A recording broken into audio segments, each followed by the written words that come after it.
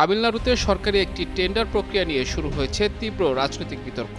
বিরোধী দল দ্রাবিড় মুন্নেত্র কাজাগামের পক্ষ থেকে অনিয়মের অভিযোগ তোলার মাত্র কয়েক ঘণ্টার ব্যবধানে একটি সরকারি চুক্তি বাতিল করেছে থালাপতি বিজয়ের নেতৃত্বাধীন তামিলকা ভেট্রি কাজাগাম সরকার। রাজ্যটির থুতুকুডি জেলার একটি গ্রামে ৩,০০০ লিটারের একটি ওভারহেড পানির ট্যাঙ্ক নির্মাণের জন্য ১৬.৮৩ লাখ রুপির এই দরপত্র প্রক্রিয়াটি গত ১৯ মে সম্পন্ন হয়েছিল।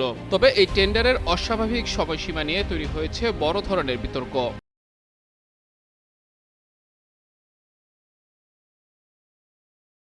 নিয়ম অনুযায়ী ঠিকাদাররা গত ১৩ মে থেকে টেন্ডার সংক্রান্ত বিস্তারিত তথ্য পাওয়ার কথা ছিল, কিন্তু বাস্তবে দেখা গেছে গত ১৮ মে সকাল ৯টায় টেন্ডারটি উন্মুক্ত করা হয় এবং মাত্র ৬ ঘন্টার মাথায় বিকেল ৩টায় বন্ধ করে দেওয়া হয়। এরপর দিনই বিকেল ৪টায় একটি নির্দিষ্ট সংস্থাকে কার্যাদেশ দেওয়া হয়। ঘটনাটি জানাজানি হওয়ার পর ব্যাপক সমালোচনা ও প্রতিবাদের মুখে প্রশাসনিক কারণ দেখিয়ে টেন্ডারটি বাতিল করা হয়েছে। একই সঙ্গে তদন্তের স্বার্থে ২ কর্মকর্তাকে সাময়িক বরখাস্ত করা হয়েছে। মুখ্যমন্ত্রী হিসেবে দায়িত্ব নেওয়ার পর টিভিকে সরকারের এটি দ্বিতীয় বড় ধরনের ধাক্কা। এর আগে একজন জ্যোতিষীকে স্পেশাল ডিউটি অফিসার হিসেবে নিয়োগ দিয়ে বিরোধীদের কঠোর সমালোচনার মুখে পড়েছিল এই নতুন সরকার। অবশ্য বিতর্কের পাশাপাশি দায়িত্ব নেওয়ার শুরুর দিনগুলোতে প্রশংসাও কুড়িয়েছে বিজয়ের টিভিকে সরকার।